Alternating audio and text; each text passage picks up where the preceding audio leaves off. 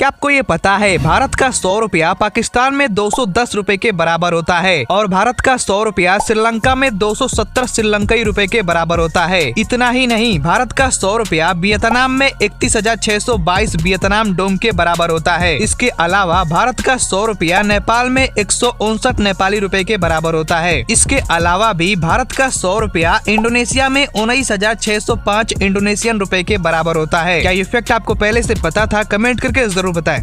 Fact number 1, दोस्तों chatting करते समय अगर आपको हंसी आ जाती है तो आप हा हा हा लिखकर भेज देते हो, पर थाईलैंड में जब लोग हंसते हैं तो वे कभी भी हा हा हा नहीं लिखते हैं बल्कि 555 लिखते हैं, क्योंकि 5 को थाई लैंग्वेज में हा बोला जाता है। फैक्ट नंबर 2, डू नॉट जज a book by its cover. इस कोट को आपने काफी दफा सुना होगा, पर भाई लोग इस कोट को ऑस्ट्रेलिया के एक बुक स्टोर वाले ने काफी ज्यादा दिल पे ले लिया कि उसने अपनी सारी बुक्स को ब्राउन पेपर से कवर करके उन पे बुक के डिस्क्रिप्शन का एक छोटा सा टैग लगा दिया ताकि लोग सच्ची में बुक के कवर को देख ना पाएं और उस बुक को जज ना कर पाएं। वीडियो पसंद आई हो तो लाइक करना, चैनल पे नए हो तो सब्सक्राइब करना। दोस्तों, एक इंटरव्यू में नीता अंबानी और मुकेश अंबानी ने अपनी पर्सनल लाइफ का एक मोमेंट शेयर किया। हुआ यूं कि उनके घर के एक वॉचमैन ने कुछ गलती कर दी। ये देख के आकाश अंबानी उन पे भड़क गए और उन पे चिल्लाने भी लग गए। ये सब तभी मुकेश अंबानी अपनी बालकनी से देख रहे थे, लेकिन उन्होंने उस वक्त कुछ नहीं बोला। आकाश जब ऊपर आए तो उनके पिता ने उन्हें बहुत डांटा और समझाया कि भूलो मत, वो तुमसे बड़े हैं, बड़ों का सम्मान करना सीखो। इतना ही नहीं, उन्होंने अपने बेटे को उसी वक्त वॉचमैन के पास जाके माफी मांगने को कहा।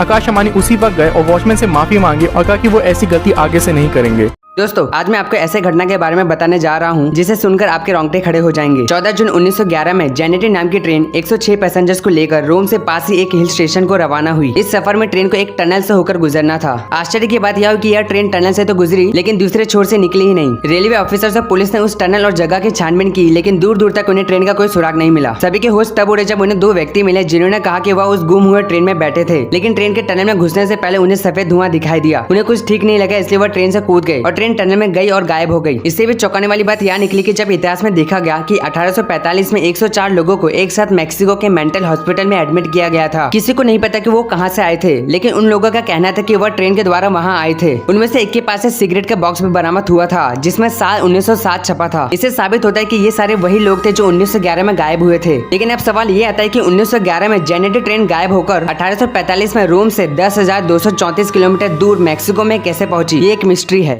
अल्बर्ट आइंस्टाइन का ड्राइवर जो हमेशा उनके साथ रहता था और उनकी हर स्पीच, हर लेक्चर को पीछे की सीट पर बैठकर सुना करता था। वो आइंस्टाइन से कई बार ये कहता था कि सर, मैंने आपके लेक्चर इतनी बार सुने हैं कि अब तो मैं खुद भी आप ही के जैसे लेक्चर दे सकता हूँ। आइंस्टाइन को एक दिन न जाने क्या सूझी कि उन्होंने एक नए शहर में लेक्चर के लिए जाते हुए ड्राइवर को थोड़ा सा अपने जैसा हुलिया दिया और अपनी जगह लेक्चर देने के लिए ड्राइवर को स्टेज पर भेज दिया और खुद ड्राइवर की यूनिफॉर्म पहनकर सबसे पीछे की सीट पर बैठ गए। ड्राइवर ने बिना रुके बहुत ही शानदार लेक्चर दिया। जब वहीं बैठी ऑडियंस में से किसी ने एक मुश्किल सवाल पूछ लिया, तब उस ड्राइवर ने जो कहा वो सुनने वाली बात है। उसने कहा कि इस प्रश्न का उत्तर तो इतना सरल है कि मैं शर्त लगाकर कह सकता हूँ कि इसका उत्तर तो वहाँ पीछे बैठा मेरा ड्राइवर भी दे सकता है। किस्सा अजीब है मगर सच है।